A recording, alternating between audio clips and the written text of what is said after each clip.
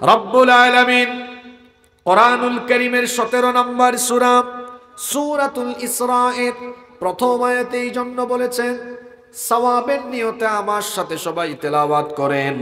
আল্লাহ তাআলা বললেন সুবহানাল্লাযী আসরা বিআবদিহি লাইলাম মিনাল মাসজিদিল হারামি ইলাল মাসজিদিল আকসা আল্লাযী বারাকনা হাওলাহু লিনুরিয়াহু মিন আয়াতিনা ইন্নাহু হুয়াস সামিউল বাসীর। আল্লাহ তাআলা বলছেন সুবহান সেই সত্তা যিনি তার বান্দাকে রাতের বেলা ভ্রমণ করিয়েছেন মসজিদে হারাম থেকে মসজিদে আকসা পর্যন্ত। আল্লাযী বারাকনা হাওলাহু, যার চতুর্পাশকে তিনি বরকতময় করে রেখেছেন। কেন আল্লাহ তাআলা এই সফরটুকু করালেন? লিনুরিয়াহু মিন আয়াতিনা, যাতে করে আল্লাহ তার বান্দাকে তার নিদর্শন সমূহ দেখাতে পারে। এই মহাবিস্ময়কর ঘটনার স্টার্ট হলো কিভাবে, শুরুটা হলো কিভাবে? এবার হাদিস শরীফ থেকে শুনেন। বুখারীর বর্ণনায় হাদিস এসেছে, আল্লাহর নবী বলেছেন, আমি কাবা ঘরের হাতিমে, কাবা ঘরের হিজরে আমি সেখানে শুয়া ছিলাম, ঘুমন্ত অবস্থায় ছিলাম। এমন সময় সাইয়েদনা জিবরিল আমার কাছে আসলেন। সাইয়েদনা জিবরিল এসে তিনি আমাকে সেখান থেকে উঠায়া জমজম কূপের কাছে নিয়ে গেলেন। জমজম কূপের পাশে নিয়ে আমাকে শোয়ানোর পরে আমার গলার নিচ থেকে নাভি পর্যন্ত এই অংশটুকু চিরে, দ্বিখণ্ডিত চিরে একেবারে বুকটা চিরে ফেললেন। চিরে ফেলার পরে এরপরে আমার ভেতর থেকে কলব, হৃৎপিণ্ডটা বের করলেন। ফাস্তাখরাজা কলবি, অতঃপর আমার হার্ট, আমার হৃৎপিণ্ড বের করা হলো। সুম্মা উতীতু বিতাসতিম মিন যাহাবিম মামলুআতিন ঈমানা, স্বর্ণের তৈরি একটা পাত্র আনা হলো, যেই পাত্র ঈমান দ্বারা পরিপূর্ণ ছিল। সুবহানাল্লাহ। স্বর্ণের তৈরি সেই পাত্র এনে আমার হৃৎপিণ্ড সেখানে রেখে জমজমের পবিত্র পানি দিয়ে ধৌত করে, অতঃপর ফাগসিলা কলবি সুম্মা হুশিয়া সুম্মা উঈদা, আমার এই কল্পকে জমজমের পবিত্র পানি দিয়ে ধৌত করার পরে আবার সেটা প্রতিস্থাপন করা হলো। এটার নাম হলো ওপেন হার্ট সার্জারি। নবীজির সাক্ষ্য সদর সেই দিন আরেকবার হয়েছিল। এর আগে বনু সাদ গোত্রে থাকাকালীন, মা হালিমাতুস সাদিয়ার কাছে থাকাকালীন আরেকবার তার সাক্ষ্য সদর হয়েছিল। মেরাজের ঘটনা শুরু করবার আগে জমজম কুয়ার কাছে এনে আল্লাহ নবীর গলার নিচ থেকে একেবারে বুক পর্যন্ত ছিঁড়ে এরপরে সাক্ষ্য সদর, সিনা ছাক, এই ঘটনাটা যিনি ঘটালেন, জোরে বলেন তিনি কি? প্রশ্ন হতে পারে যে এই গলার নিচ থেকে নাভি পর্যন্ত এতটুকু অংশ চিরে হার্ট বের করে এটাকে কেন জমজমের পবিত্র পানি দিয়ে ধৌত করে, হিকমা আর ইলম দিয়ে পরিপূর্ণ করে দেওয়া হলো। কারণ নবীজি এখন এমন একটা সফর আরম্ভ করবেন যা পৃথিবীতে এর আগে কেউ করেনি, কিয়ামত পর্যন্ত এইরকম বিস্ময়কর সফর আর কেউ করতে পারবেও না। আল্লাহু আকবার।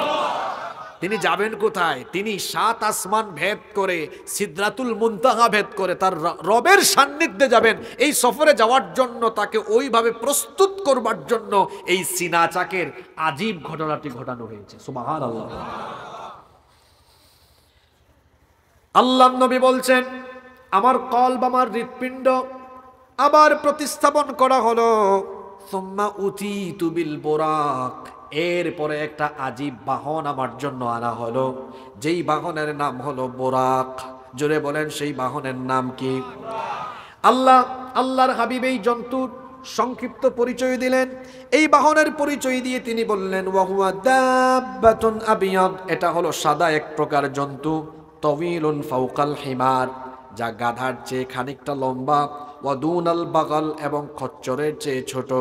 গাধার চেয়ে কিছুটা বড়, খচ্চরের চেয়ে কিছুটা ছোট। এরকম একটা জন্তু আনা হলো। এই জন্তুর নাম, এই বাহনের নাম হলো বুরাক। জুড়ে বলেন এই বাহনের নাম কি? বুরাক। এটা আরবি শব্দ, এটি বারকুন শব্দ থেকে এসেছে, যার অর্থ হলো বিদ্যুৎ। অর্থ কি? বারকুন শব্দের অর্থ হলো বিদ্যুৎ। আকাশে দেখবেন বৈশাখ জ্যৈষ্ঠ মাস সামনে আসতেছে, ঝড় তুফানের সময় আকাশে বিদ্যুৎ চমকায় না? বিদ্যুৎ চমকায়। এই যে বিদ্যুৎ বা আলো, আপনারা অনেকে জানেন আলোর গতি হলো প্রতি সেকেন্ডে 1,86,000 মাইল। কত? 1,86,000 মাইল। আমি তো এখানে জার্নি করে আসলাম, এই যে আমাদের আব্দুল হাই সাইফুল্লাহ ভাই ঢাকা থেকে এখানে আসলেন, হয়তো 300-350 কিলোমিটার জার্নি করে আসলেন। তো এই যে মেরাজের এই সফর, এটা শুরু হবে দুনিয়া থেকে, যাবেন 7 আসমান পাড়ি দিয়ে ঊর্ধ্বালোকে গমন করবেন। তো দ্রুততার সাথে যাওয়ার জন্য এরকম দ্রুতগামী একটা বাহনের দরকার আছে না নাই? জোরে বলেন। এটার নাম বোরাক। কেন? বোরাক তো বারকুন থেকে এসেছে। বারকুন মানে বিদ্যুৎ। বিদ্যুতের যে আলোর গতি, এর চাইতেও আরো বেশি দ্রুতগতি সম্পন্ন হলো বোরাক। আপনারা জানেন আলোর গতি হলো প্রতি সেকেন্ডে 1,86,000 মাইল। প্রতি মিনিটে না সেকেন্ডে? জোরে বলেন। কথাটা কি শুনছেন? আবার বলি, প্রতি সেকেন্ডে আলোর গতি হলো 1,86,000 মাইল। সেকেন্ডে যদি 1,86,000 মাইল হয়, মিনিটে কত? ঘন্টায় কত? আল্লাহু আকবার। বোরাক হচ্ছে বৈদ্যুতিক আলোর গতির চাইতেও আরো অনেক অনেক অনেক গুণ বেশি দ্রুতগতি সম্পন্ন বাহন, যার গতি সম্পর্কে আল্লাহ নবী বলেছেন ইয়াদাউ হাফিরাহু ইনদা মুনতাহা তারফিহ, তার চোখের দৃষ্টি যায় যত দূর, তার পায়ের কদম যায় ঠিক তত দূর। সুবহানাল্লাহ। সবার মুখ দিয়ে বাইর হয় নাই, কারণ এরা কথাটা বুঝে নাই। যদি বুঝতো এমনি বলতো না কথাটা। এই বোরাক, এই জন্তুটা এমন, তার চোখের দৃষ্টি যায় যত দূর। আচ্ছা, সকালবেলা আপনার সামনে যদি কোনো পাহাড় পর্দা আবরণ না থাকে, আপনার চোখের পাওয়ার অনেক দূর যাবে কি যাবে না? আচ্ছা বাদ দেন, আসমানের দিকে তাকাইলে দেখবেন একদম ওই যে মেঘের টুকরা পর্যন্ত, অতটুকু পর্যন্ত আমাদের চক্ষু যায় কি যায় না? যায় কি যায় না? বোরাক হচ্ছে এমন এক জন্তু, আল্লাহর নবী বলছেন এর গতি স্পিডটা হলো এমন, তার চোখের সীমানা যায় যত দূর, তার এক তত দূর। এইরকম একটা বিস্ময়কর বাহন আল্লাহর নবীর জন্য আনা হলো। সুবহানাল্লাহ। আল্লাহর নবী এবার সেই বাহনে আরোহণ করলেন। ফারাকিবতুহু হাত্তা আতাইতু বাইতাল মাকদিস। আল্লাহর নবী বলছেন আমি এই বাহনে চড়ে, এই বাহনে আরোহণ করে ফিলিস্তিনে অবস্থিত বাইতুল মুকাদ্দাস পর্যন্ত আসলাম। মসজিদে আকসার কাছে আসার পরে ফারাবাতুহু বিল হালাকাতিল্লাতী ইয়ারবিতু বিহাল আম্বিয়া।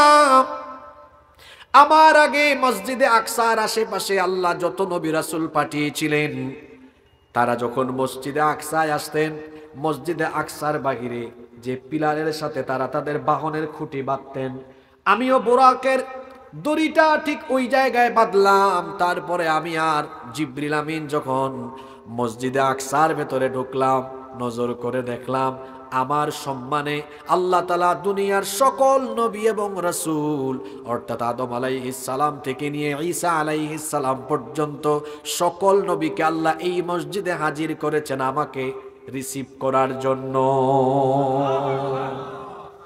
সব নবীদেরকে আল্লাহ হাজির করেছেন আমাদের নবীকে একটু ওয়েলকাম করার জন্য। সুবহানাল্লাহ পড়বেন না? আল্লাহর নবী তো দেখে অবাক, সব নবীরা এই মসজিদে হাজির। হাজির করেছেন কে?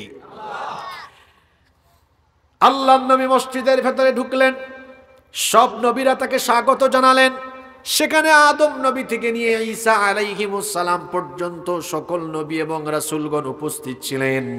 নামাজের ব্যবস্থা করা হলো, কিন্তু কে নামাজে ইমামতি করবে? কেউ সামনে যায় না। সাইয়েদনা জিবরিল আমিন আল্লাহর নবীর হাত ধরে ইমামতির জায়গায় তাকে এগিয়ে দিলেন।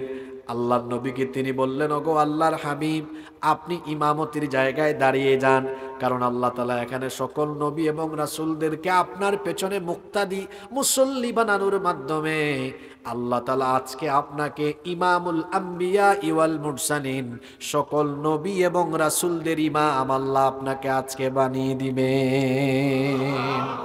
সব নবী এবং রাসূলদের ইমাম হিসাবে তিনি নামাজ আদায় করলেন। এভাবে আল্লাহ তাআলা তাকে সব নবী রাসূলদের ইমাম বানিয়ে দিলেন। সুবহানাল্লাহ পড়েন। নামাজ শেষ হলো। শেষ হওয়ার পরে জিবরিল আমিন আল্লাহর নবীর সামনে একটা দুধের পাত্র বা গ্লাস আর একটা মদের পাত্র বা গ্লাস আনলেন। আল্লাহর নবী দুধের পাত্র, দুধের গ্লাসটা গ্রহণ করলেন, পান করলেন। জিবরিল আমিন বললেন, আপনি তো স্বভাবজাত জিনিসটাই গ্রহণ করেছেন, যদি ওই মদের পাত্রটা গ্রহণ করতেন আপনার উম্মত পথভ্রষ্ট হয়ে যেত। আপনি দুধের পাত্র গ্রহণ করেছেন, আপনার উম্মতকে আল্লাহ হেদায়াতের দিশা দিবেন। সুবহানাল্লাহ। আপনারা এই পেকুয়া থেকে ঢাকায় গেলে গাড়ি কি এখান থেকে ছাড়লে একদম ঢাকায় গিয়ে থামে, না মাঝখানে কোথাও যাত্রা বিরতি দেয়? দেয় কিনা? আল্লাহর নবীর এই বিস্ময়কর সফরের একটা যাত্রা বিরতির জায়গা ছিল মসজিদে আকসা।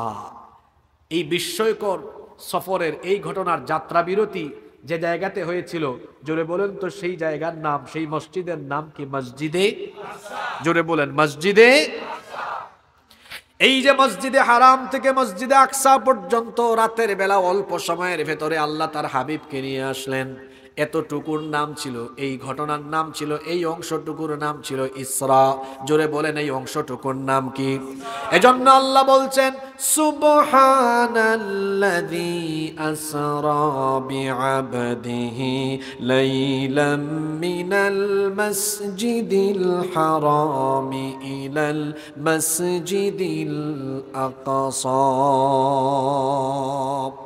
সুবহান সেই সত্তা যিনি তার বান্দাকে রাতের বেলা ভ্রমণ করিয়েছেন মসজিদে হারাম থেকে মসজিদে আকসা পর্যন্ত। এখন বলেন তো দেখি, এই আয়াতটা শুরু হয়েছে যে শব্দ দিয়ে, যাদের আয়াতটা মনে আছে একটু আগে শুনছেন, বলেন তো প্রথম শব্দটা কি? সুবহান। বলেন প্রথম শব্দটা কি? আমরা বিপদের টাইমে কি বলি? ইন্না লিল্লাহ।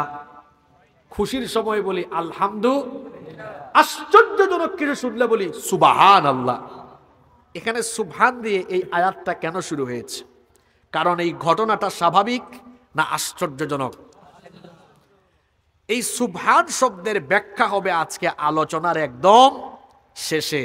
কেন? এখানে বিজ্ঞান ভিত্তিক অনেক কথা আছে। আজকে শুধু কিচ্ছা শোনানোর জন্য আমি আপনাদেরকে এই ঘটনা আনি নাই। এখানে বর্তমান সময় উপযোগী অনেক কথাও আছে, শিক্ষাও আছে, বিজ্ঞান ভিত্তিক অনেক তথ্য আছে। তাহলে এই আয়াতটা সুবহান দিয়ে কেন শুরু হয়েছে আমরা এটা জানবো আলোচনার একদম, বলেন আলোচনার একদম শেষে। মসজিদে হারাম থেকে মসজিদে আকসা পর্যন্ত আল্লাহর হাবিবকে আনা হলো, একটা যাত্রা বিরতি হলো, নামাজ শেষ হলো, এবার পুনরায় আবার সফর আরম্ভ হয়েছে। এখন যে সফরটা আরম্ভ হবে মসজিদে আকসা থেকে, এটার নাম হলো মেরাজ। জোরে বলেন, এটার নাম কি? মেরাজ শব্দটি এসেছে উরুজ থেকে, যার অর্থ হলো ঊর্ধ্বাকাশে বা ঊর্ধ্বলোকে, উপরের দিকে গমন করা।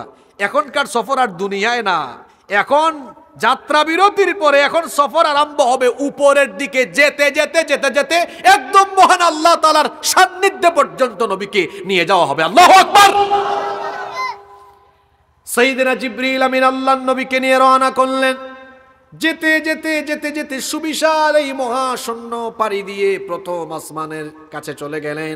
জিবরিল আমিন ফেরেশতাকে অর্ডার করলেন, ফেরেশতার কাছে অনুরোধ করলেন, প্রথম আসমানের দরজাটা খুলে দাও। আসমানের ফেরেশতা বলল, কে আপনি? আপনার সাথে কে?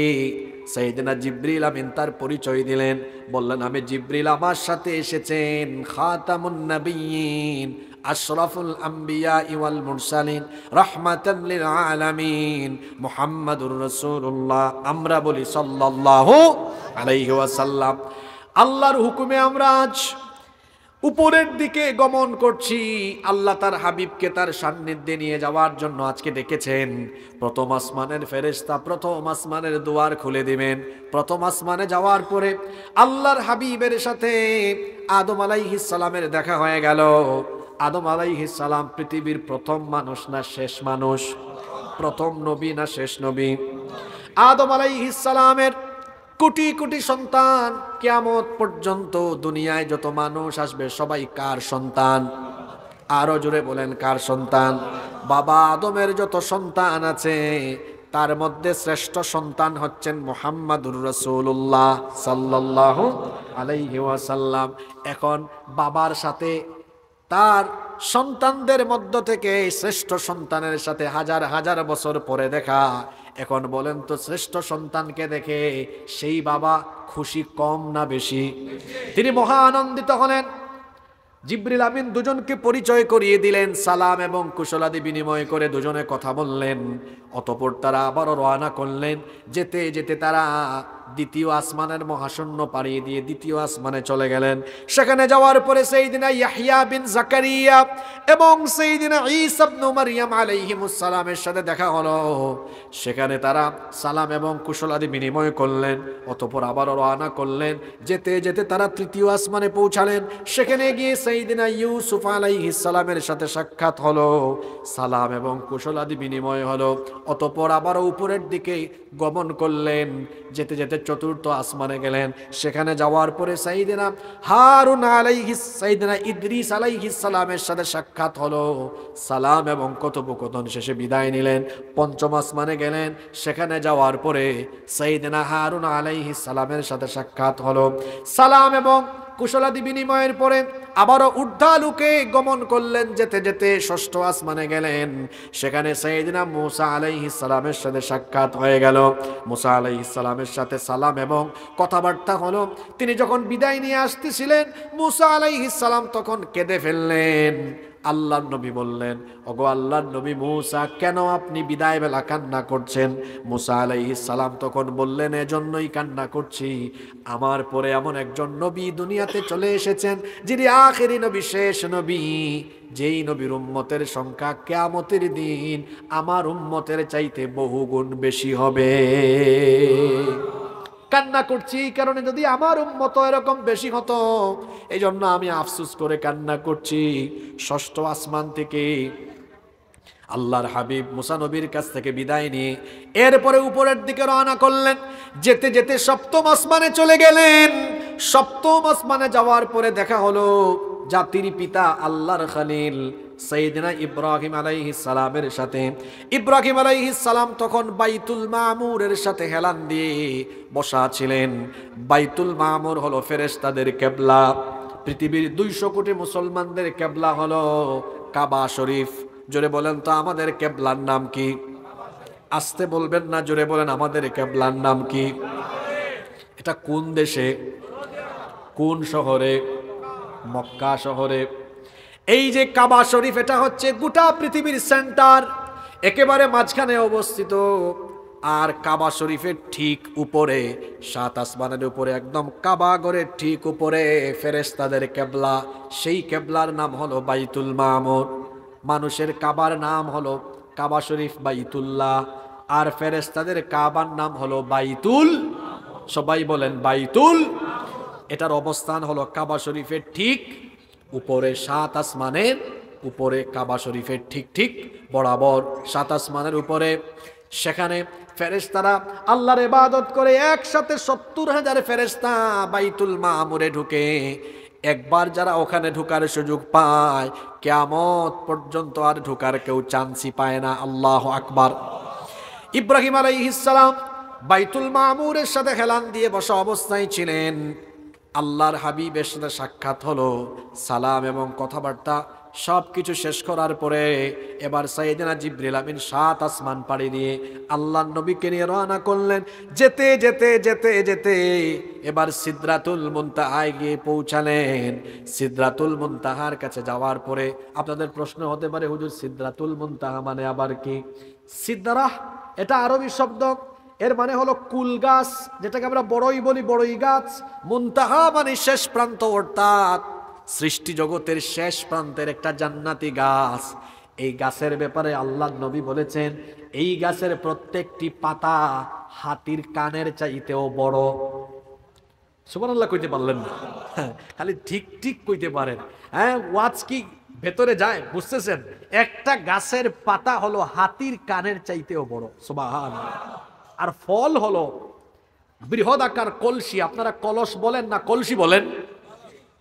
জোরে বলেন, কি বলেন? গড়া। হায় রে হায়, আপনাদের ভাষা আর আমার বাড়ি তো সিলেটে, আমাদের ভাষা, এই দুই অঞ্চলের ভাষা কিন্তু খবর আছে। এখানে আসলে বলে বাজি কেনা সগম আসনি, আর আমরা সিলেট গেলে হইবা বাইসা আয়ুকা আউকা বউকা খাউকা যাউকা। দুই অঞ্চলের ভাষা খুব মারাত্মক। তবে এই দুই অঞ্চলের মানুষের স্বকীয়তা আছে, দুই অঞ্চলেরই নিজস্ব ভাষা আছে, আছে না? যেমন আমরা সিলেটিরা যে ভাষায় কথা বলি, এই ভাষায় পৃথিবীর 2 কোটি মানুষ কথা বলে। কয় কোটি বলবেন হুজুর? সিলেট ছাড়া আর কারা আছে? ওই যে পশ্চিমবঙ্গ এবং ওই যে আসামে বিভিন্ন এলাকায় এই ভাষায় মানুষ কি বলে? কথা বলে। এটার বর্ণমালাও আছে, নাগরি, নাগরি বর্ণমালা আছে। নাম কি বললাম একটু আগে? নাগরি। আর আপনাদের এই চট্টগ্রামেও এখানে আলাদা ভাষা আছে। বাংলা ভাষা এক জায়গায় আহত, আরেক জায়গায় নিহত। তো যাই হোক, বলতেছিলাম গড়া বলছেন না খরা? গড়া, গড়া। তো সিদরাতুল মুনতাহা এটা জান্নাতের এমন একটা গাছ, এটা এমন একটা গাছ, এটা এমন একটা গাছ যেই গাছের পাতা হলো হাতির কানের মতো, ফল হলো গড়ার মতো বড়। সুবহানাল্লাহ পড়বেন না?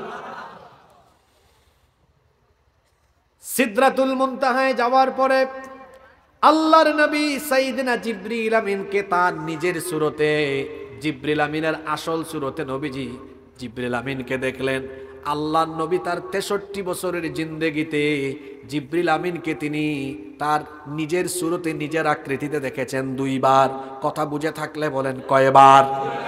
আরো জোরে বলেন কয়বার? আপনারা বলবেন হুজুর আল্লাহর নবীর কাছে জিবরিল আমিন এতবার যাওয়া আসা করলেন, আর আপনি বলতেছেন জিবরিলকে আসল শরীরে, আসল চেহারায় নবীজি দেখেছেন কয়বার? তো অন্যান্য সময় কার চেহারায় আসতেন? তিনি আগন্তুকের চেহারায়।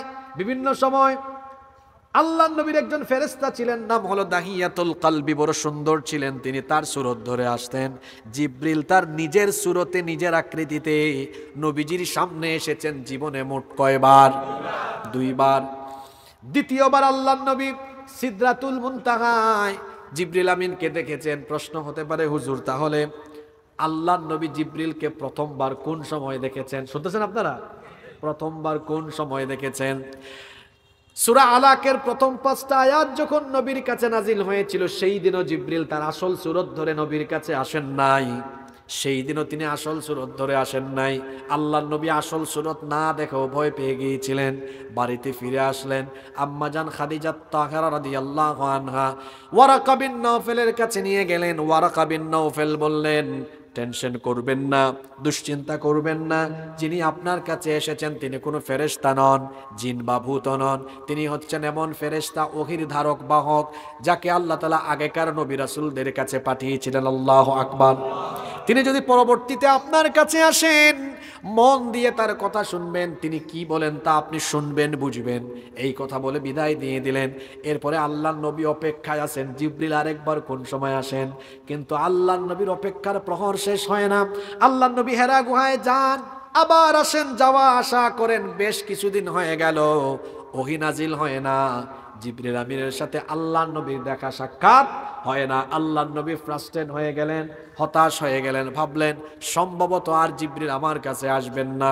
হতাশ হয়ে গেলেন। একদিন তিনি হেরা গুহা থেকে বাড়ি ফিরে আসতেছেন। উপত্যকায় যখন হাঁটতেছেন, এমন সময় কে যেন আল্লাহর নবীকে ডাক দিল।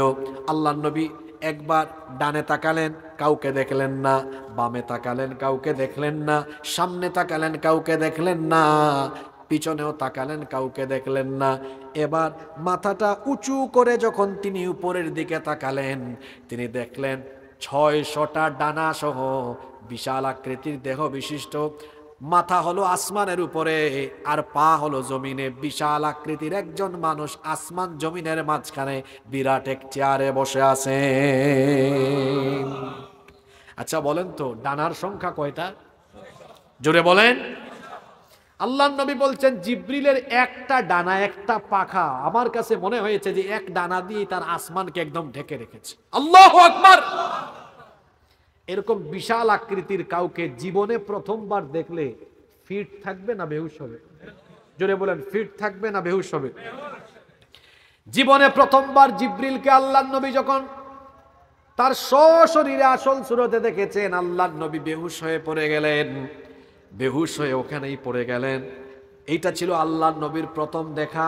কোরআনুল কারীমের 53 নম্বর সূরা সূরাতুন নজমের 5 নম্বর আয়াত থেকে আল্লাহ এই কাহিনী এভাবে তুলে ধরছেন, আল্লামাহু শাদীদুল কুওয়া যু মিররাতিন ফাস্তাওয়া ওয়া হুয়া বিল উফুকিল আ'লা ثم دنا فتدلى فكان قاب قوسين أو أدنى فأوحى إلى عبده ما أوحى الله تعالى বলছেন আল্লামাহু শাদীদুল কুওয়া,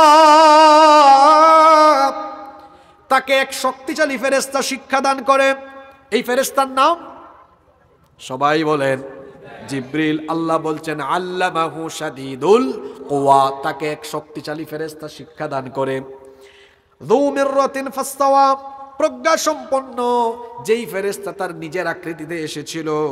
ওয়া হুয়া বিল উফুকিল আলা, তখন সে ছিল ঊর্ধ্ব দিগন্তে।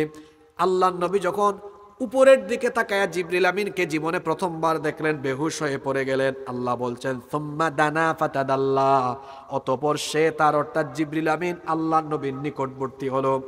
তাফসিরে এসেছে জিবরিল আমিন আল্লাহর নবীর নিকটে এসে আল্লাহর নবীকে চেহারার মধ্যে হাত বুলায় দিয়েছেন, দুলাবালু সরায় দিয়েছেন।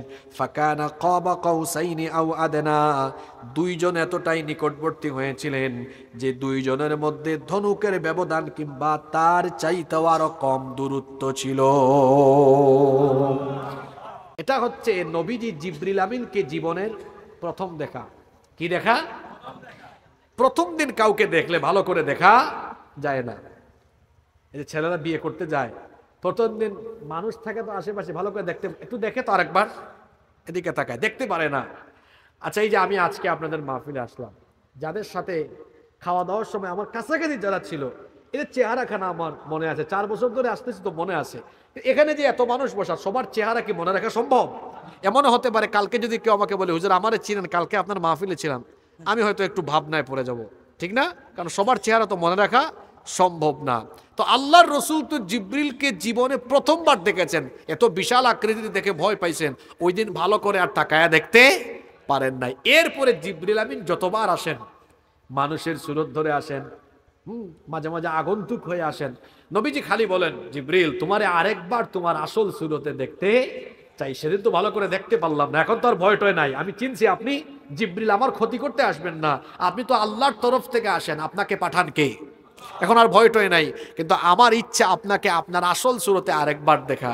জিবরিল আমিন বললেন আপনি আল্লাহর কাছে আবেদন করেন, দোয়া করেন, তিনি যখন চাইবেন তখন আপনি আমাকে আবার আমার আসল সুরতে দেখবেন। আল্লাহর নবীকে জিবরিল আমিন এই কথা বললেন যেই দিন আল্লাহ তাআলা তার নবীকে ধুলির ধরা থেকে এই মহাবিস্ময়কর ঘটনা ঘটিয়ে তার সান্নিধ্যে নিয়ে যাচ্ছেন। 7 আসমান পাড়ি দেওয়ার পরে সিদরাতুল মুনতাহায় যাওয়ার পরে জিবরিল আমিন বললেন নবীজি একটু আমার দিকে ভালো করে তাকান, আপনার মনের আশা আজকে আবার পূরণ হবে আল্লাহর আদেশে।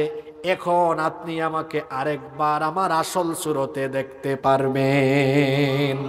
এই ঘটনা এসেছে এই সূরায়। দেখেন সূরা নজমের 13 নম্বর আয়াত থেকে আল্লাহ বলছেন ওয়ালাকাদ রাআহু নাজলাতান উখরা ইনদা সিদরাতিল মুনতাহা ইনদাহা জান্নাতুল মাওয়া ওয়ালাকাদ রাআহু নাজলাতান উখরা, আর অবশ্যই সে তাকে আরেকবার দেখেছিল। কোথায় দেখেছিলেন? ইনদা সিদরাতিল মুনতাহা, সিদরাতুল মুনতাহার নিকটে। সিদরাতুল মুনতাহা আবার কোথায়? ইনদাহা জান্নাতুল মাওয়া, যা জান্নাতুল মাওয়ার নিকটে। সুবহানাল্লাহ।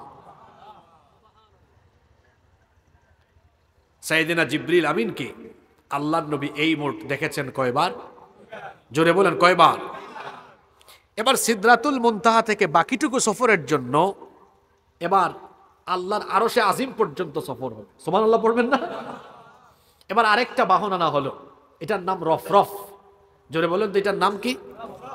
এবার এই বাহনে চড়ে, এই বাহনের মাধ্যমে আল্লাহর নবী আল্লাহ পাকের একেবারে সান্নিধ্য পর্যন্ত পৌঁছায় গেলেন। সুবহানাল্লাহ পড়েন। সেই দিন, সেই রাতে মেরাজের রজনীতে রাসূলে পাক সাল্লাল্লাহু আলাইহি ওয়াসাল্লাম আল্লাহ পাককে কি সরাসরি নিজের চোখে দেখেছিলেন কি না, এই ব্যাপারে সাহাবায়ে কেরামের মধ্যে দুইটা মত পাওয়া যায়। কথা বুঝে থাকলে বলেন, নবীজি মেরাজের রাতে আল্লাহকে নিজের চোখে সরাসরি দেখছেন কিনা, এই ব্যাপারে সাহাবীদের কয়টা মত পাওয়া যায়? পুরুষ মানুষের মতো জবাব দেন, কয়টা?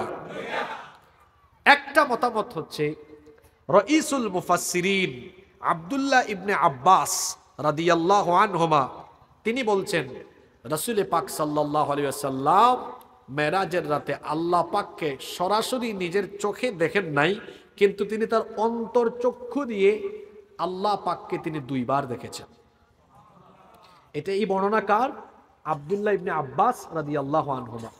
উনার সাথে আরো হাতে গোনা কয়েকজন সাহাবী এই মত দিয়েছেন, কিন্তু বেশিরভাগ সাহাবী এবং মুফাসসিরিনে কেরাম বলছেন সেই রাতে অর্থাৎ মেরাজের রাতে রাসূল পাক সাল্লাল্লাহু আলাইহি সাল্লাম আল্লাহ পাককে নিজের চোখে দেখেন নাই। এই কথাটা সরাসরি বর্ণনা করেছেন নবীজির ঘরের, নবীজির স্ত্রী আমাদের মা আম্মাজান আয়েশা রাদিয়াল্লাহু আনহা। আপনারা বলেন তো, নবীজির ব্যাপারে বাহিরের মানুষ বেশি ভালো জানবে না ঘরের মানুষ বেশি ভালো জানবে? জোরে বলেন। আপনি কেমন গ্রামের মানুষ ভালো জানেন, আপনার বউ ভালো জানে? জোরে বলেন। আম্মাজান আয়েশা রাদিয়াল্লাহু আনহার কাছে গিয়ে একবার কিছু সাহাবীরা জিজ্ঞেস করলেন, আমাদের মা আপনি আমাদেরকে বলেন তো, আল্লাহর রাসূল কি মেরাজের রাতে আল্লাহ পাককে নিজের চোখে দেখেছিলেন? তিনি তখন বললেন, কি করে এমন কথা তোমরা বলতে পারলে? তোমাদের কথা শুনে তো আমার গায়ের পশম লোম দাঁড়িয়ে গিয়েছে।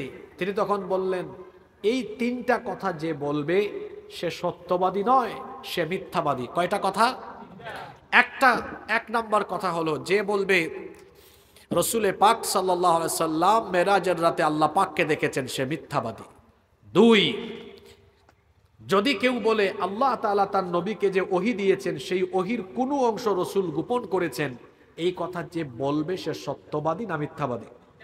তিন, সূরা লুকমানের 34 নম্বর আয়াতে আল্লাহ তাআলা কয়েকটি বিষয়ের কথা বলেছেন। কিয়ামত কোন দিন ঘটবে এটা একমাত্র জানেন কে? এটা রাসূলও জানেন না। বৃষ্টি কখন হবে জানেন কে? তিন, মায়ের পেটে কি আছে জানেন কে? চার, আগামীকাল কে কি অর্জন করবে জানেন কে? পাঁচ, কোন জায়গায় কার মৃত্যু হবে জানেন কে? তিনি বললেন এই বিষয়গুলো জানেন কে? আল্লাহ। সূরা লুকমানের এই বিষয়গুলো আল্লাহ জানেন। কেউ যদি বলে এগুলো রাসূল জানেন, সে সত্যবাদী না মিথ্যাবাদী? হাদিসটা আবার বলি, আম্মাজান আয়েশা রাদিয়াল্লাহু আনহাকে সাহাবীদের কয়েকজন গিয়ে জিজ্ঞেস করলেন, রাসূলে পাক কি মেরাজের রাতে আল্লাহ পাককে দেখেছেন? তিনি বললেন এই তিনটা কথা যারা বলবে তারা মিথ্যাবাদী। এক, যারা বলবে আল্লাহর রাসূল মেরাজের রাতে আল্লাহকে দেখেছেন তারা, জোরে বলেন। দুই, যদি কেউ বলে আল্লাহর রাসূল ওহীর কোনো অংশ গোপন রেখেছেন সে ব্যক্তি। তিন, সূরা লুকমানের 34 নম্বর আয়াতে যে কয়েকটি বিষয় বলা হয়েছে, যদি কেউ বলে এগুলো রাসূল জানেন সে হলো মিথ্যাবাদী। তাহলে আয়েশা রাদিয়াল্লাহু আনহার বর্ণনা পাওয়া গেল, তিনি বলছেন না, রাসূল আল্লাহ তাআলাকে সেদিন কি করেন নাই? দেখেন নাই। কেমনে দেখবেন বলেন তো? আমাদের এই চক্ষু দুর্বল, এই দুর্বল চক্ষু দিয়ে তো আমরা মহান শক্তিশালী আল্লাহ তাআলাকে আমাদের আয়ত্তের ভেতরে আনতে পারবো? লা তুদরিকুহুল আবসার ওয়া হুয়া ইউদরিকুল আবসার। এই চর্মচক্ষু দিয়ে আল্লাহ তাআলাকে দৃষ্টির ভেতরে আনা যাবে না, বরং তিনি সবকিছু দেখেন। সুবহানাল্লাহ। আপনারা মুসা নবীর নাম জানেন, তিনি আল্লাহর সাথে কথা বলতেন। তুর পাহাড়ে আল্লাহর সাথে তার কথা হচ্ছে, কথোপকথন হচ্ছে, বলতে বলতে বলতে বলতে আবেগ বেড়ে গিয়েছে। ছিল অডিও কল, ওই যে দেখেন না মেসেঞ্জারে হোয়াটসঅ্যাপে অডিও কল আছে, ভিডিও সাইন আছে না, ওইটাতে ক্লিক করলে ক্রিং ক্রিং আওয়াজ হয়, রিকোয়েস্ট চলে আসে, তাই না? মুসা নবী ছিলেন অডিও কলে, হঠাৎ করে ভিডিও কল। আল্লাহ আপনার কথা খালি শুনলেই হবে না, কথা বললে হবে না, আপনারে আমি দেখবো। আল্লাহু আকবার। আল্লাহ তাআলা বললেন, মুসা লান তারানি, তুমি কখনো আমাকে দেখতে পাবে না। তিনি বললেন, আল্লাহ আমি আপনাকে দেখবই। আপনার কথা যদি এত সুন্দর হয়, না জানি আপনি কত। দুনিয়া সুন্দর, মানুষ সুন্দর, আসমান সুন্দর, জমিন সুন্দর, সুন্দরে সুন্দরে পাল্লা, জানি না কত সুন্দর তুমি আল্লাহ, জানি না কত সুন্দর তুমি আল্লাহ। সুবহানাল্লাহ। তিনি বলেন, আল্লাহ আপনার কথা এত সুন্দর, না জানি আপনি কত। আপনাকে অবশ্যই আমি দেখতে চাই। আল্লাহ বললেন, তুমি আমাকে দেখতে পারবে না, এই কোয়ালিটি, এই শক্তি তো তোমার নাই। তিনি বলেন, না আল্লাহ আমি দেখব। আল্লাহ বললেন, মুসা তো দেখি আমারে ছাড়েই না। আল্লাহ বললেন, ঠিক আছে মুসা, আমার নূরের সামান্য তাজাল্লি দিচ্ছি, যদি এটা সহ্য করতে পারো তাহলে সম্ভবত তুমি আমাকে দেখতে পাবে। সামান্য একটু নূরের তাজাল্লি ফেলার পরে মুসা নবী ওখানেই অজ্ঞান, বেহুশ হয়ে গেলেন। আল্লাহু আকবার। আল্লাহ হুশ ফিরাইয়া দিলেন। মুসা নবী বুঝলেন, আমার মতো দুর্বল মানুষ দুর্বল চক্ষু দিয়ে আল্লাহ তাআলাকে দেখা সম্ভব না অসম্ভব। বলেন, আল্লাহ ভুল হয়ে গেছে, মাফ করে দেন। তাহলে কি আল্লাহ তাআলাকে দেখা যাবে না? অবশ্যই দেখা যাবে। সাহাবীরা আল্লাহর নবীকে জিজ্ঞেস করলেন, হাল নারা রাব্বুনা ইয়াউমাল কিয়ামা, ওগো আল্লাহর নবী, কিয়ামতের দিন কি আমরা আমাদের রবকে দেখতে পাবো? আল্লাহর নবী বললেন, পরিষ্কার আকাশে রাতের বেলা চাঁদ দেখতে কি তোমাদের কোনো অসুবিধা হয় নাকি? সাহাবীরা বললেন, না। আল্লাহর নবী বললেন, পরিষ্কার আকাশে দিনের বেলা সূর্য দেখতে তোমাদের কি কোনো অসুবিধা হয় নাকি? সাহাবীরা বললেন, না। আল্লাহর নবী বললেন, পরিষ্কার আকাশে দিনের সূর্য আর রাতের চাঁদ দেখতে যেমন কারো কোনো অসুবিধা হয় না, জান্নাতে ঠিক তেমনি ভাবে জান্নাতীরা আল্লাহকে চোখের সামনে দেখতে কোনো অসুবিধা হবে না। সেই দিন আল্লাহ তাআলা জান্নাতীদের সামনে এসে জান্নাতীদেরকে দিদার দিবে। আল্লাহ সেই পবিত্র অনুষ্ঠানে তুমি আমাদেরকে শামিল করে দিও। তাহলে আমরা এই ঘটনা জানলাম যে মেরাজের রাতে আল্লাহর রসুল আল্লাহ তাআলাকে দেখেছেন কিনা। কয়টা মত? জোরে বলেন, কয়টা? এখন আমি আপনাদের উপর ছেড়ে দিলাম, আপনারা ঘরের মত গ্রহণ করবেন না ঘরের বাইরেরটা গ্রহণ করবেন। আমাদের কমন সেন্স কি বলে, ঘরেরটা বেশি শক্তিশালী হবে না বাইরেরটা? জোরে বলেন, ঘরেরটা না বাইরেরটা? অবশ্যই ঘরেরটা। কারণ রসুল যদি আল্লাহ তাআলাকে দেখতেন, এটা কি তার স্ত্রীর সাথে শেয়ার করতেন না? জোরে বলেন, করতেন কিনা? যেখানে প্রথমবার জিবরিলের সাথে সাক্ষাৎ হওয়ার পরেই এই ঘটনা তিনি প্রথমবার এসে শেয়ার করেছেন, বাহিরের কারো সাথে না ঘরের কারো সাথে? জোরে বলেন, কার সাথে? আপনার চাকরির বেতন বাড়লে আপনার জীবনের গুরুত্বপূর্ণ কোনো কিছুর সাথে শেয়ার করেন, ভাবির সাথে শেয়ার করেন, ঠিক না? তো রসুল তো যেদিন সর্বপ্রথম ওহীপ্রাপ্ত হয়েছেন, সেই দিনও ঘরে এসে আগে ঘরের মানুষের সাথে শেয়ার করেছেন। তাহলে যদি তিনি আল্লাহ তাআলাকে দেখতেন, তিনি কি তার স্ত্রীর কাছে বিষয়টা শেয়ার করতেন না? জোরে বলেন, শেয়ার করতেন না? অবশ্যই করতেন। তাহলে ঘরের মতামতটা নিলে দেখা যায় সেই দিন আল্লাহর সাথে তার কথা হয়েছে, আল্লাহর সান্নিধ্য পর্যন্ত আল্লাহর সান্নিধ্যে গিয়েছেন, আল্লাহর নিদর্শন দেখেছেন, কিন্তু মহান আল্লাহকে তিনি নিজের চোখে দেখেন না। আর ইবনে আব্বাসের মত নিলেও তো তিনি কি বলছেন? ইবনে আব্বাস রাদিয়াল্লাহু আনহু বলছেন, দেখছেন কিন্তু তাও চোখে না। বলছেন দুইবার দেখছেন, কিন্তু কি দিয়ে দেখছেন? জোরে বলেন, অন্তর্চক্ষু দিয়ে। ওই মত নিলেও তো বোঝা যায় না নিজের চোখে না, বরং অন্তর্চক্ষু দিয়ে। বাহিরের মত এর চাইতে ঘরের মতটাই শক্তিশালী হবে, কম না বেশি? জোরে বলেন, কম না বেশি? আচ্ছা, ঘটনা কোন জায়গায় ছিলাম মনে আছে? এবার সিদরাতুল মুনতাহা পাড়ি দিয়ে একদম আল্লাহর সান্নিধ্যে। এবার আল্লাহ তাআলা তার নবীকে জান্নাতও দেখালেন, জাহান্নামের ভয়াবহ শাস্তিও দেখালেন। সুবহানাল্লাহ পড়বেন না? জান্নাত আর জাহান্নামের ব্যাপারে আপনাদের ঈমান আছে না নাই? জান্নাত জাহান্নাম আছে, বিশ্বাস হয়? আপনারা জান্নাত দেখেছেন? জোরে বলেন, জাহান্নাম দেখেছেন? পৃথিবীর কোন নবী বা রাসূল, আমাদের নবী ছাড়া কোন নবী বা রাসূল জান্নাত দেখেছেন? জাহান্নাম দেখেছেন?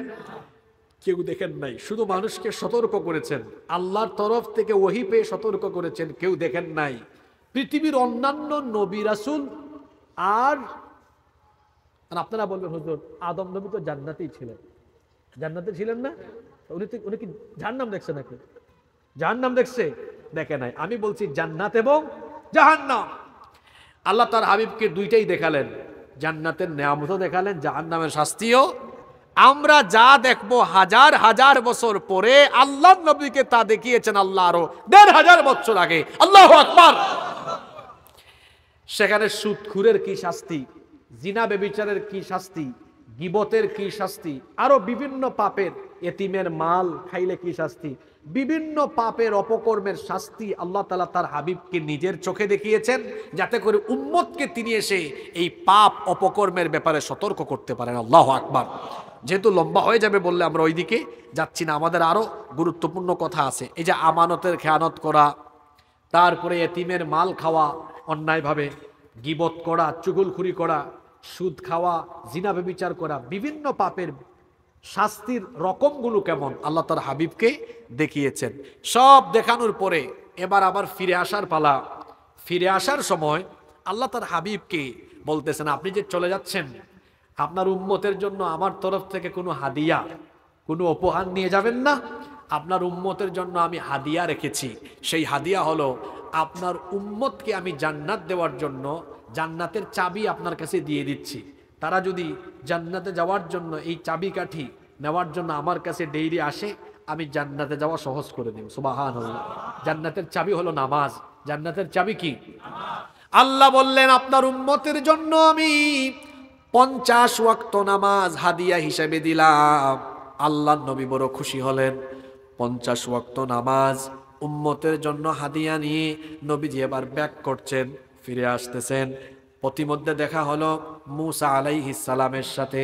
জুড়ে বলেন, কোন নবীর সাথে? মুসা আলাইহিস সালাম জিজ্ঞেস করলেন, আল্লাহ আপনাকে কি কোনো হাদিয়া দিয়েছেন নাকি? আল্লাহ নবী বললেন, হ্যাঁ, আল্লাহ তাআলা আমার উম্মতের জন্য 50 ওয়াক্ত নামাজ দিয়েছেন। মুসা আলাইহিস সালাম বললেন, আপনি এত খুশি হয়ে চলে যাচ্ছেন কেন? আমি তো আপনার সিনিয়র নবী, আমার অভিজ্ঞতা আছে। আমার উম্মতকে আল্লাহ মাত্র 2 ওয়াক্ত নামাজ দিয়েছেন। এই 2 ওয়াক্ত নামাজ তারা ঠিক মতো আদায় করতে পারে নাই। এমন ঘাড় তেরা উম্মত ছিল আমার বনি ইসরাইল জাতি। আপনি আল্লাহর কাছে ফিরে যান, আবেদন করেন তিনি যেন আরেকটু কমায়া দেন। মুসা নবীর পরামর্শে তিনি আল্লাহর কাছে আবেদন করলেন। আল্লাহ তাআলা তার হাবিবের আবেদন মঞ্জুর করে 10 ওয়াক্ত নামাজ কমায়া দিলেন। এখন থাকলো কত ওয়াক্ত? 40 ওয়াক্ত নামাজ নিয়ে ফিরে আসতেছেন। মুসা নবী বললেন, আল্লাহ কতটুকু কমালেন? নবীজি বললেন, আল্লাহ মাত্র 10 ওয়াক্ত কমায় দিয়েছেন। মুসা নবী বললেন, আবার আল্লাহর কাছে আবেদন করেন তিনি যেন আরেকটু কমায় দেন, আপনার উম্মত পারবে না। আল্লাহর নবী পুনরায় আবেদন করলেন, আল্লাহ আরো 10 ওয়াক্ত কমালেন। এখন হইল কত ওয়াক্ত? 30 ওয়াক্ত নামাজ নিয়ে আসতেছেন। মুসা নবী বলতেছেন, না, আপনার উম্মত পারবে না। আবার আল্লাহর কাছে আবেদন করেন যেন আল্লাহ আরেকটু কমায় দেন। আল্লাহর নবী আবার আল্লাহর কাছে আবেদন করলেন। আল্লাহ তাআলা আবেদন মঞ্জুর করে আরো 10 ওয়াক্ত কমায় দিলেন। এখন হইল কত ওয়াক্ত? 20 ওয়াক্ত হইল। 20 ওয়াক্ত নিয়ে চলে আসতেছেন। মুসা নবী বললেন, না, আপনার উম্মত পারবে না। আল্লাহর কাছে আবেদন করেন আল্লাহ তাআলা যেন আরেকটু কমায় দেন। মুসা নবীর এই পরামর্শ শুনে আল্লাহর নবী আরেকবার আবেদন করলেন। আল্লাহ তাআলা আরো 10 ওয়াক্ত নামাজ কমায়া দিলেন। এখন হইল কত ওয়াক্ত? 10 ওয়াক্ত নামাজ নিয়ে ফিরে আসতেছেন। মুসা নবী বললেন, আপনার উম্মত 10 ওয়াক্তও পারবে না। আল্লাহর কাছে পুনরায় আবেদন করেন তিনি যেন আরেকটু কমায়া দেন। এবার আল্লাহর নবী আবেদন করার পরে আল্লাহ আরো 5 ওয়াক্ত কমায়া দিলেন। এখন থাকলো কত ওয়াক্ত? মুসা নবী আবারও বললেন না, বলেন আল্লাহকে আরো কমায় দিতে। আমার উম্মত 2 ওয়াক্ত পারে নাই, আপনার উম্মত 5 ওয়াক্ত কেমনে পারবে? আল্লাহর নবী বললেন, না, আমি আর ফিরে যাব না, আমার বড় লজ্জা লাগতেছে। এতবার ফিরে গিয়েছে, আবার ফিরে গেলে আমার কাছে খারাপ লাগবে, লজ্জা লাগতেছে, আমি আর ফিরে যাব না। এই 5 ওয়াক্ত নিয়েই আমি আমার উম্মতের কাছে চলে যাব। আল্লাহর নবী এবার চলে আসতেছেন। আল্লাহ তাআলা বলতেছেন, হাবিব, আমি 50 ওয়াক্ত নামাজ দিয়েছিলাম, এখন কমাতে কমাতে আপনার আবেদন মঞ্জুর করে 5 ওয়াক্ত দিলাম। মন খারাপ করেন না, দুঃখিত হইয়েন না যে 50 ওয়াক্ত থাকলে আমার উম্মত বেশি সওয়াব পাইতো, এমনটা ভাবিয়েন না। হ্যাঁ, দিয়েছিলাম 50, কমাতে কমাতে দিয়েছি 5। কিন্তু আপনার উম্মত যদি এখন 5 ওয়াক্ত নামাজও আদায় করে, সওয়াব আমি 5 ওয়াক্তের না দিয়ে 50 ওয়াক্ত নামাজের সওয়াব দান করে দিব। হ্যাঁ, সুবহানাল্লাহ কইতে পারি আমরা সুন্দর, কিন্তু 5 ওয়াক্ত নামাজে আমরা আসতে। পরিস্থিতি বড় কঠিন, মাহফিলের প্যান্ডেলে মানুষের জায়গা হয় না, আর নামাজের টাইমে মসজিদে মানুষ পাওয়া যায় না। হাদিস শরীফের মধ্যে এসেছে শয়তান কোন সময় হাসে আর কোন সময় কাঁদে। ভালো করে শুনেন, শয়তান কোন সময় হাসে আর কোন সময় কাঁদে। আল্লাহর নবী বলেছেন, যখন কোনো ব্যক্তি আল্লাহকে সাজদা দেয়, ইবলিস এটা দেখলে, শয়তান এটা দেখলে, ইয়াতাজালা শাইতানু ফায়াবকি, এটা দেখলে ইবলিস ওই ব্যক্তির কাছ থেকে দূরে চলে যায়। শয়তান এই ব্যক্তির সাজদার দৃশ্য দেখলে কাঁদে। এই হাদিস আমাকে আপনাকে বার্তা দিল, আমরা নামাজে গেলে ইবলিস কাঁদে, আর আমরা যখন নামাজে যাই না ইবলিস তখন হাসে। কথা বুঝে থাকলে সবাই বলেন দেখি, আমরা নামাজে গেলে ইবলিস হাসে না কাঁদে? সবাই বলেন, আমরা নামাজে গেলে ইবলিস কাঁদে না হাসে? আর আমরা নামাজে না গেলে ইবলিস? সুন্দর উত্তর দিয়েছেন। নাও টেক ইউর ডিসিশন। এবার আপনারা সিদ্ধান্ত নেন, এখন নামাজের টাইমে আপনারা ইবলিসকে হাসাবেন না কাঁদাবেন? এখন যারা চুপচাপ থাকলো, এরা কি ইবলিসের কাছ থেকে খেলাফতি নিয়েছে? তাহলে কথা বললেন না কেন? নামাজে গেলে ইবলিস কাঁদে, না গেলে ইবলিস হাসে। একজনের চুপ থাকবেন না, নইলে আরো কঠিন কথা বলবো। এখন বলেন দেখি, নামাজের টাইমে বেটা শয়তানকে আপনারা হাসাবেন না কাঁদাবেন? জোরে বলেন। কাঁদাইতে হইলে নামাজ ছাড়বেন না আদায় করবেন? আদায় করেন।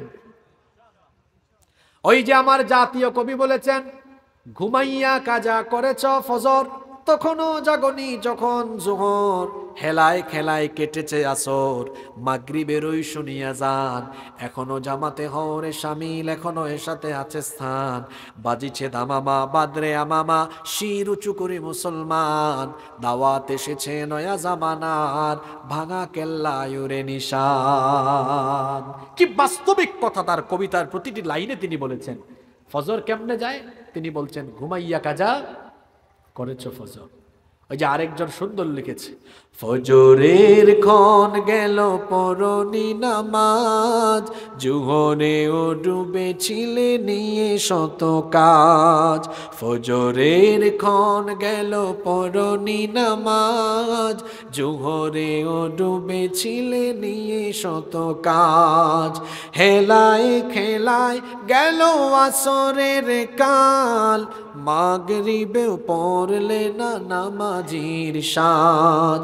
ফজরের ক্ষণ গেল পরনি নামাজ, জোহরেও ডুবেছিলে নিয়ে শত কাজ। এই যে ফজরের টাইমে ঘুমাইলেন, আপনি আসলেন না নামাজে, জোহরের নামাজের আগে আপনার জানাজা রেডি হওয়ার সম্ভাবনা আছে না নাই? কেমন করে ঘুমাও তুমি, কেমন করে ঘুমাও তুমি, ফজর করে কাজা, এমন তো হতে পারে জোহরে জানাজা। হতে পারে কি পারে না?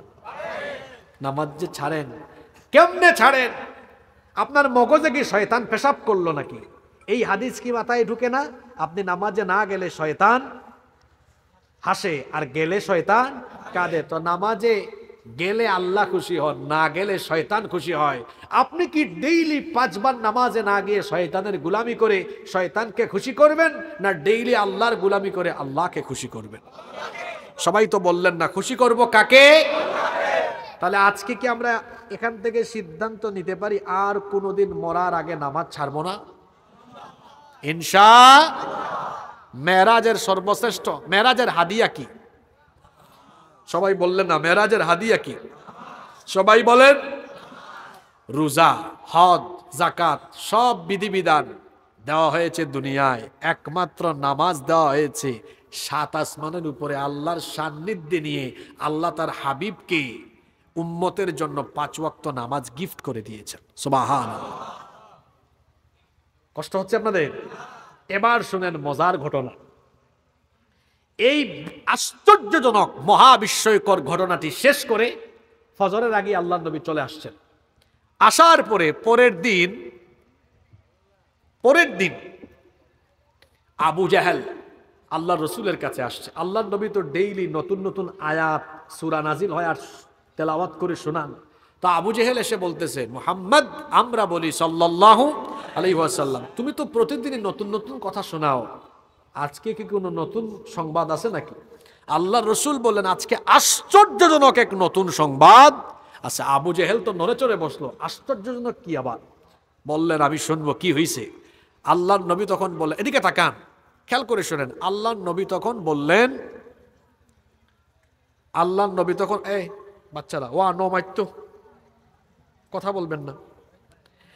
আবু জাহাল বলতেছে, কি ঘটনা ঘটলো? আল্লাহর রসুল বললেন, আবু জাহাল, এই গত রাতে, শোনেন, এই গত রাতে আল্লাহ আমাকে মসজিদে হারাম থেকে মসজিদে আকসায় নিয়ে গেলেন।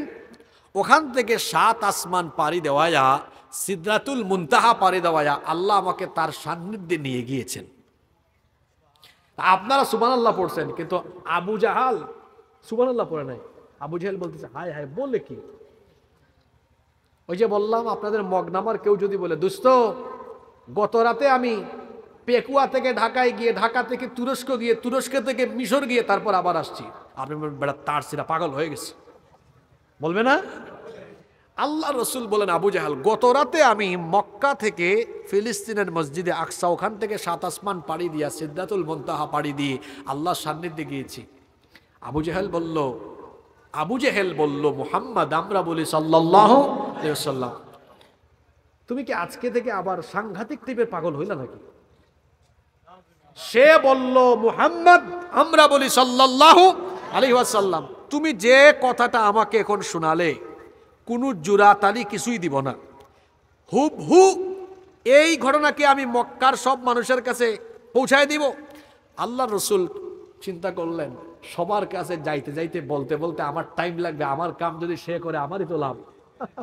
বলেন, অবশ্যই আবু জেহেল, তুমি এই কথা সবার কাছে গিয়ে বলবে। আবু জেহেল চিন্তা করলো, এই তো আজকে সুযোগ পাইলাম।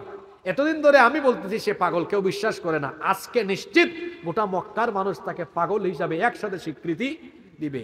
সে চিন্তা করলো, একটা কাম করি, আগে কলিজার বন্ধুর সাথে একটা দুশ্মনী লাগাইয়া দেই। চিন্তা করলো, সবার কাছে যাব, পরে আবু বকরের কাছে যাব। আবু জেহেল মারছে দৌড়, গেছে কার কাছে? কথা বলেন না আপনারা, কার কাছে? আবু বকর রাদিয়াল্লাহু আনহুর কাছে গিয়ে বলতেছে, আবু বকর কি খবর? তুমি কি জানো তোমার বন্ধু আমাকে কি বলেছে? আবু বকর রাদিয়াল্লাহু আনহু বললেন, আবু জাহেল কি হয়েছে বলো, আমার বন্ধু কি বলেছেন, আমার রসুল কি বলেছেন বলো। সে বলল, রসুল যা বললেন আবু জেহেল ঠিক এই কথাটা আবু বকরকে রাদিয়াল্লাহু আনহুকে বলেছেন। আবু জেহেল ভাবছিল আজকে আবু বকর সাংঘাতিক ফায়ার হবেন, ফায়ার হয়ে আল্লাহর নবীর উপর ঈমান ফিরে আনবেন। কিন্তু ঘটনা ঘটলো উল্টা। আবু বকর খুব মন দিয়ে শুনলেন, শোনার পরে বলতেছেন, আচ্ছা আবু জাহাল, কি ভাই, আচ্ছা আবু জাহাল, তুমি যে আমাকে ঘটনাটা শুনিয়েছ, রসুল কি একদম হুবহু এরকম বলেছেন? আবু জাহেল খুব খুশি, মনে হয় আমার টুপ গিলছে, কয় অবশ্যই হুবহু এরকম বলেছেন। আবু বকর রাদিয়াল্লাহু আনহু এবার বললেন, যদি রসুল হুবহু এভাবে বলেন, শোনো আবু জাহাল, একটা কথাও মিথ্যা না, সব সত্য, আমি বিশ্বাস করি আল্লাহ তার রসুলকে মেরাজে নিয়েছেন। আবু জাহাল চিন্তা করো, দেখছো কারবা, আসলাম ভেজাল লাগাইতে, ঘটে গেছে এখন উল্টাটা। তাড়াতাড়ি করে আবু বকর রাদিয়াল্লাহু আনহু গিয়েছেন নবীজির কাছে।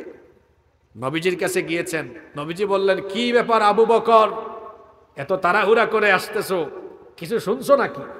আবু বকর রাদিয়াল্লাহু আনহু বললেন, আবু জেহেল সব আমাকে বলে ফেলেছে।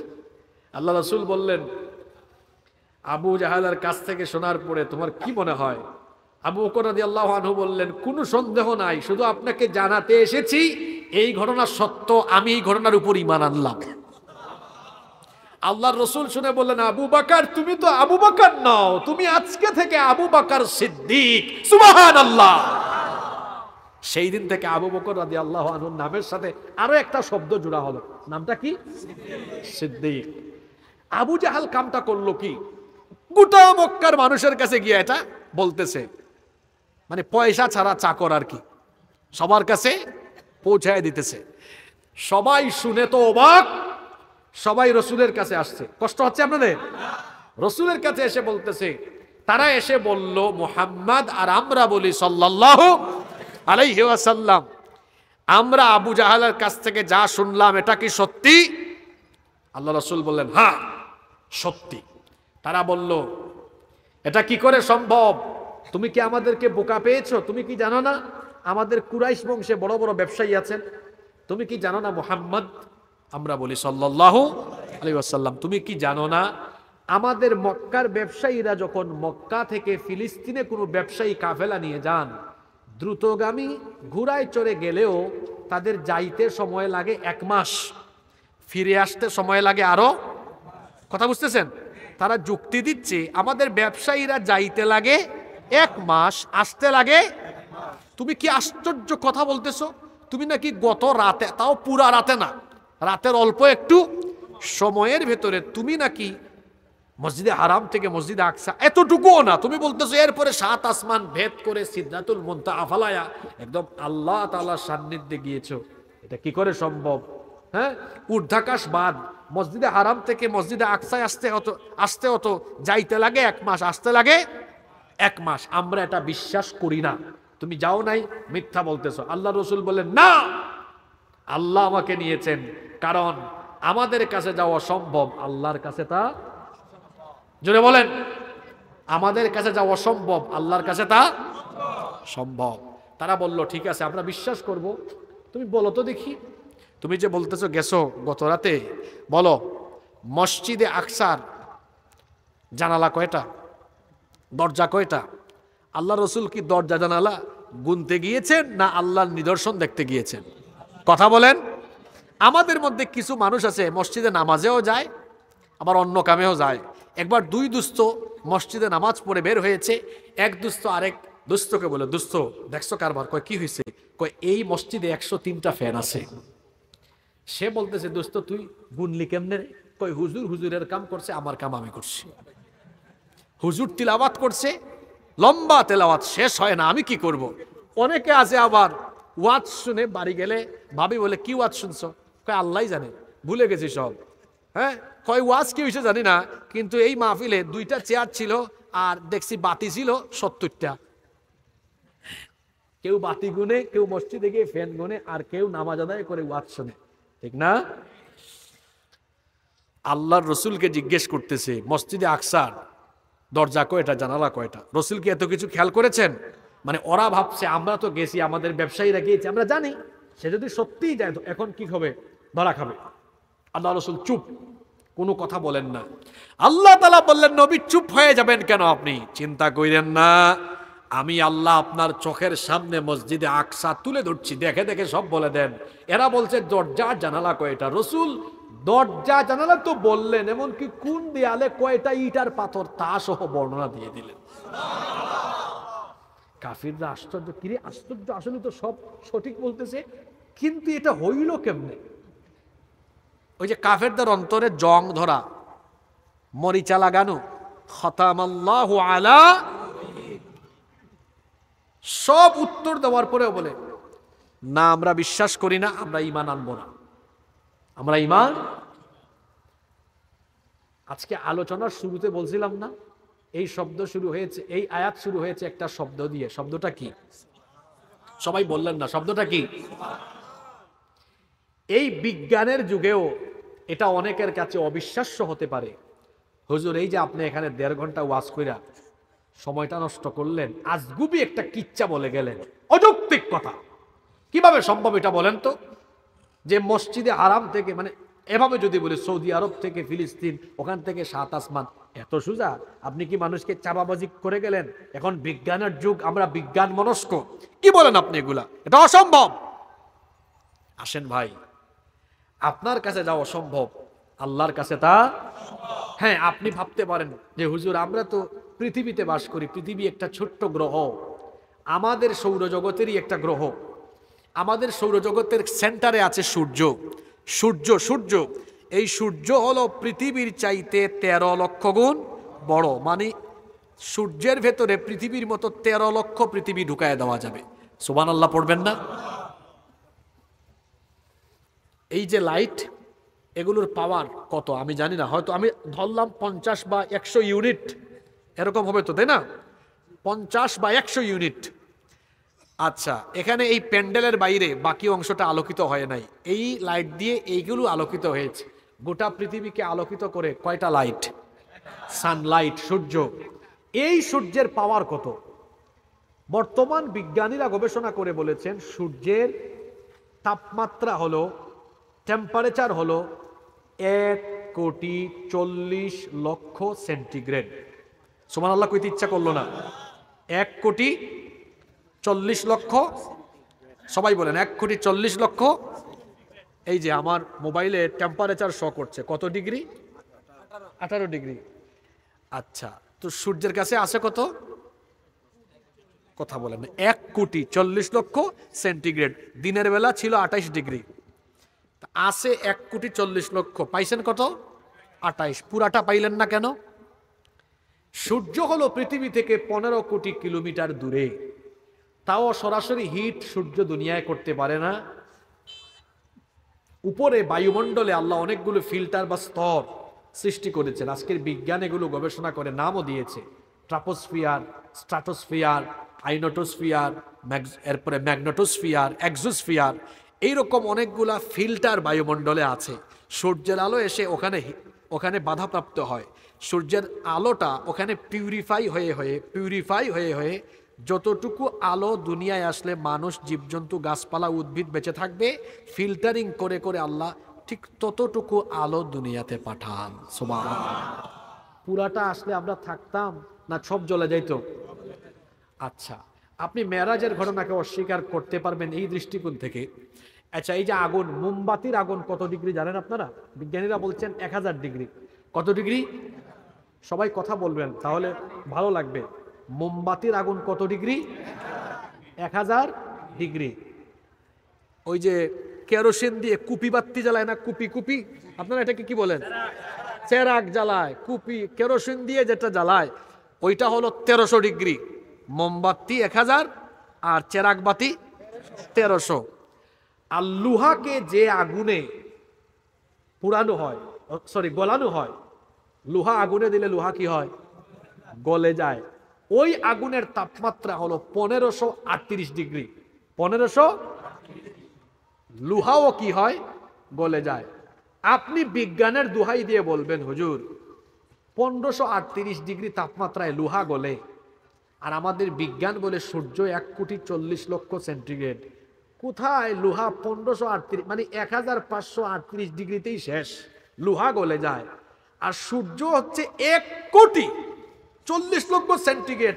এত তাপমাত্রায় মানুষ তো যাওয়ার কথা না, ওখানে যাওয়ার আগেই তো জ্বলে পুড়ে ছাই হয়ে যাবে। আপনি বলতেছেন মেরাজের রাতে রসুলকে আল্লাহ মসজিদে হারাম থেকে মসজিদে আকসা, ওখান থেকে আবার এই গ্রহ পাস হয়ে আমাদের সৌরজগতের সেন্টার সূর্য, শুধু সূর্য না, সূর্যের চাইতে বড় বড় বস্তু সৃষ্টি মহাশূন্যে আছে না নাই? এই যে সন্ধ্যার পরে আকাশে তারা দেখলেন, এক একটা তারা হলো, যে সূর্য পৃথিবীর চেয়ে 13 লক্ষ গুণ বড়, এক একটা তারকা হলো সূর্যের চাইতে আরো হাজার হাজার কোটি গুণ বড়। এই তারকার চাইতে বড় কিছু মহাশূন্যে নাই? আছে। সেটা কি? ব্ল্যাক হোল, অন্ধকূপ। যখন এই তারকাগুলো ঘুরতে ঘুরতে এই ব্ল্যাক হোলে যায়, ছোট্ট বাচ্চা যেমন চকলেট চুষে খেয়ে ফেলে, ব্ল্যাক হোলও এই সূর্যের চাইতে হাজার হাজার কোটি গুণ বড় তারকাকে গিলে তার পেটের ভেতর ঢুকায় দেয়। সুবহানাল্লাহ। এই ব্ল্যাক হোলের কথা আল্লাহ কোরআনে কারিমে বলেছেন, ফালা উকসিমু বিমাওয়াকিন নুজুম, শপথ ওই জায়গা। আর শব্দ চয়নের নমুনা দেখেন না, আপনারা আম মানুষ বুঝবেন না, হুজুররা বুঝবে। এটা মাওকিয়া এক বচন, বহু বচনে হলো মাওয়াকিয়া। নজম এক বচন, বহু বচনে হলো নুজুম। একটা দুইটা নক্ষত্র না, আল্লাহ বলতেছেন শপথ কসম ওই জায়গার যেখানে নক্ষত্র সমূহ এসে খসে খসে পড়ে যায়। সুবহানাল্লাহ। আপনি বলবেন হুজুর কি কিচ্ছা শুনাইলেন বলেন তো? মসজিদে হারাম থেকে মসজিদে আকসা, তারপর বলতেছেন এই যে সূর্য 1538 ডিগ্রি তাপমাত্রায় লোহা গলে, তো সূর্য 1,40,00,000 সেন্টিগ্রেড, এত হিট, এত তাপমাত্রা, তার চেয়ে আরো বড় বড় বস্তু নক্ষত্র আছে। প্রথম আসমানের মহাশূন্য, এরপরে প্রথম আসমান। আমাদের বিজ্ঞান তো প্রথম আসমানের নিচের মহাশূন্যের অল্প একটু জায়গা পর্যন্ত গবেষণা চালাতে পেরেছে, বাকি অংশ সম্পর্কে তারা এখনো জানেও। আপনি বলতেছেন প্রথম আসমান, দ্বিতীয় আসমান, তৃতীয়, চতুর্থ, পঞ্চম, ষষ্ঠ, সপ্তম, সিদরাতুল মুনতাহা, তারপরে আল্লাহর দরবারে আল্লাহর নবী গিয়েছেন। অসম্ভব, আমরা এটা মানি না।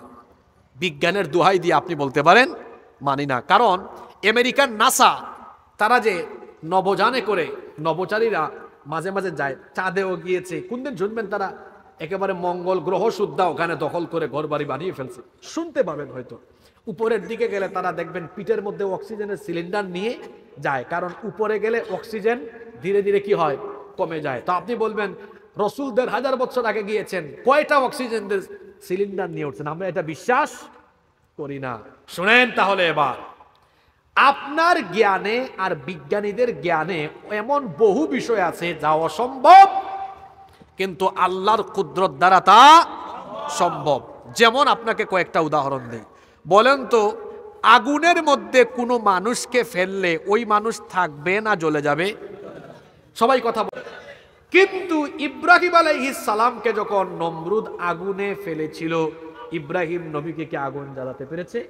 তা আমার আপনার জ্ঞান বলে আগুন মানুষ পুরায়, আর আল্লাহ সেদিন তার কুদরত দেখিয়েছেন। নমরুদের জ্বালানো আগুনকে আল্লাহ ইব্রাহিম নবীর জন্য জান্নাতের ফুল বাগান, আরামদায়ক বাগানে পরিণত করেছেন। ইব্রাহিম নবী বয়স্ক কালে তার নাতি নাতনিরা তাকে একবার জিজ্ঞেস করতেছে, দাদা আপনার জীবনে সবচেয়ে আরামের সময় কোন সময় ছিল? তিনি বলতেছেন, আমার জীবনের সবচেয়ে আরামের সময়টা ছিল যখন নমরুদ আমাকে আগুনে ফেলেছিল। ওই সময় আল্লাহ আমাকে এমন আরাম দিয়েছেন, এমন আরাম আমি আর জীবনেও পাইনি। তাহলে আমাদের জ্ঞান, বিজ্ঞানের জ্ঞান, সবার জ্ঞানে বলে আগুনে মানুষ পুরায়, আর আল্লাহর কুদরত দেখায় আল্লাহর হুকুম থাকলে আগুন মানুষকেও বাঁচায়। সুবহানাল্লাহ। সাগরের মধ্যে, সাগরের তলদেশে 40 দিন কোনো মানুষ থাকলে আমাদের জ্ঞান বলে বাঁচবে না মরবে? মরবে। আমাদের জ্ঞান বলে 3 মাস খাইয়া শেষ করে ফেলবে। আর আল্লাহর কুদরত বলে আমি ইচ্ছা করলে আমার নবী ইউনুসকে 1 দিন 2 দিন না 40 দিন সাগরের তলে মাছের পেটের ভেতরে, মানুষ রিজিকও দেয় নাই, কিন্তু আমি সেখানে তাকে বাঁচিয়ে রেখেছি। সুবহানাল্লাহ। তো যে আল্লাহ ইব্রাহিম নবীকে আগুন থেকে তার কুদরত দিয়ে বাঁচাতে পারেন, যে আল্লাহ ইউনুস নবীকে 40 দিন সাগরের তলে মাছের পেটে বাঁচায় রাখতে পারেন, সেই আল্লাহর কি এই কুদরত নাই? তার নবীকে 7 আসমান পাড়ি দেওয়ায়া, সিদরাতুল মুনতাহা পাড়ি দেওয়ায়া তার কাছে নেওয়ার কুদরত কি আমার আল্লাহর নাই? জোরে বলেন, আছে না নাই? আপনি বিজ্ঞান দিয়ে সবকিছু প্রমাণ করতে পারবেন? এটা হলো ঈমানের বিষয়। এই জন্য আল্লাহ শব্দটা শুরু করেছেন, আয়াতটা শুরু করেছেন কোন শব্দ দিয়ে? কারণ ঘটনাটা স্বাভাবিক না, এই ঘটনাটাই হলো অস্বাভাবিক এবং আশ্চর্যজনক ঘটনা। এই জন্য আল্লাহ তাআলা শব্দটা শুরু করেছেন এইভাবে, আয়াতটা শুরু করেছেন এইভাবে। পড়েন আমার সাথে, সুবহানাল্লাযী আসরা বিআবদিহি লাইলাম মিনাল মাসজিদিল হারামি ইলাল মাসজিদিল আকসা। সুবহান, সেই সত্তা। ঘটনাটা আশ্চর্যজনক, কারণ ওই 1,500 বছর আগে মসজিদে হারাম থেকে মসজিদে আকসায় ঘুরায় করে যাইতে লাগতো কয় মাস? 1 মাস। আসতে লাগতো 1 মাস। কিন্তু ঘটনাটা আশ্চর্যজনক, এজন্য আল্লাহ সুবহান দিয়ে শুরু করে বলেছেন, আমি চাইলে সেটা অল্প সময়েও সম্ভব। সম্ভব না? আপনি আরেকটা প্রশ্ন, আরেকটা সন্দেহ উত্থাপন করতে পারেন, হুজুর আচ্ছা মেনে নিলাম আল্লাহ তার নবীকে নিয়েছেন, কিন্তু রাতের কিছু অংশে হইল কেমনে? যদি 2-3 রাতে হইতো তাও মনকে বুঝ দিতাম আল্লাহ নিয়েছেন, এত কম টাইমে হইল কেমনে? আচ্ছা, বাংলাদেশের বর্তমান প্রধান উপদেষ্টা নাম কি? ডক্টর। আচ্ছা, রাষ্ট্রপতি বা প্রধান উপদেষ্টা যদি এই পেকুয়াতে এখন আসেন, এখন বলেন তো সাধারণ মানুষ কি চাইলেও আর ওই রাস্তাঘাটে গিয়ে, উনি যে রাস্তা দিয়ে ঢুকবেন হাঁটতে পারবেন? চলাচল চালু না বন্ধ? জোরে বলেন, চালু না বন্ধ? আপনারা মানুষ হইয়া যদি একজন ভিআইপি সিআইপির আগমনে সব বন্ধ করে রাখেন, গোটা সৃষ্টি জগতের সবচেয়ে মহামূল্যবান সৃষ্টির সেরা হলেন মুহাম্মাদুর রাসূলুল্লাহ সাল্লাল্লাহু আলাইহি সাল্লাম। আল্লাহ তার বন্ধুকে তার কাছে নেবেন। আল্লাহর যদি ইচ্ছা হয় আমি সব কিছুকে আমার হাবিব আসা পর্যন্ত একদম জায়গায় রেখে দিব। আল্লাহর ইচ্ছায় সম্ভব কি সম্ভব না? সম্ভব কি সম্ভব না? কোন যুক্তিতে আপনি এটাকে অবৈজ্ঞানিক অবাস্তব বলবেন? আসলে ওই মক্কার কাফিরদের মতো যদি অন্তরে জং ধরা থাকে তাহলে ওই ব্যক্তি বেঈমান হবে, কিন্তু যার অন্তরে ঈমান আছে সে এই ঘটনাকে বিশ্বাস করে ঈমান এনে এখান থেকে শিক্ষা নেবে। আমরা এই ঘটনার উপর ঈমান এনেছি না আনি নাই? জোরে বলেন, আনছি না আনি নাই? এবার এই কিচ্ছা শোনাইয়া আপনাদেরকে ছুটি দেওয়া আমার উদ্দেশ্য নয়। এবার আপনারা কি আমাকে আরো কয়েক মিনিট সময় দিতে পারবেন? এই মহাবিস্ময়কর ঘটনা থেকে আমাদের জন্য কি শিক্ষা রয়েছে কয়েকটা শিক্ষা আমরা শুনবো, এরপরে মোনাজাত করে উঠবো ইনশাআল্লাহ। 1 নাম্বার শিক্ষা, এখন প্রমাণ হবে কেউ ওয়াজ মন দিয়ে শুনছেন। প্রতিটা প্রশ্ন যে উত্তর দিতে পারবে বোঝা যাবে সে ওয়াজ মন দিয়ে শুনেছে। বলেন তো সফরটা শুরু হয়েছে কোথা থেকে? মাশাআল্লাহ, মসজিদে হারাম থেকে। খুব মনোযোগ ছিল, মসজিদ থেকে। এই সফরটা আবার শেষ হয়েছে কোথায়? না না না, ফিরে এসছেন আবার কোথায়? আবার মসজিদে। শুনেন, এগুলো আগামীকালকে এলাকায় চায়ের দোকানে বসে বসে ওয়াজ করবেন, আপনারা ওয়াজ করবেন। কালকে এই ওয়াজ শুনছি।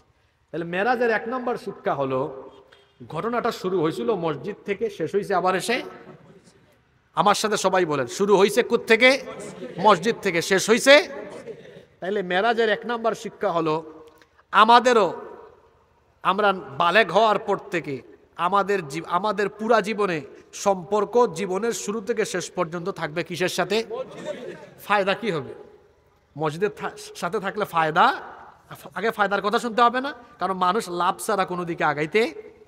ওকে, লাভ হলো রসুল বলেছেন কিয়ামতের দিন 7 শ্রেণীর মানুষকে আরশে আজিমের ছায়ার নিচে তিনি জায়গা দিবেন। এর মধ্যে 1 শ্রেণী হলো রাজুলুন কলবুহু মুআল্লাকুন ফিল মাসাজিদ, মসজিদের সাথে যার অন্তর ঝুলে থাকে, অর্থাৎ যেই ব্যক্তি মসজিদের সাথে সম্পর্ক রাখে, আজান হলে মসজিদে, আজান হলে মসজিদে, আজান হলে মসজিদে, ওই ব্যক্তিকে আল্লাহ কিয়ামতের দিন মহব্বত করে ডেকে তার আরশের ছায়ার নিচে জায়গা দিবে। তাহলে মেরাজের 1 নম্বর শিক্ষা, আমাদের সম্পর্ক থাকবে মাজারের সাথে না মসজিদের সাথে? জোরে বলেন, মাজার না মসজিদ? আমার দেশে এমন বহু মানুষ আছে মসজিদের সাথে সম্পর্ক নাই, মাজারের সাথে। এমন বহু বাবাও আছে নামাজ নাই, নামও দিছে ল্যাংটা বাবা। আর বাংলাদেশে এমন এমন বাবার মাজার আছে, আশ্চর্য হবেন শুনলে। কয়েকটা বলি, গুগল শরীফে এগুলো আবার সার্চ দিয়া মিলাই নিয়েন। কি নাম?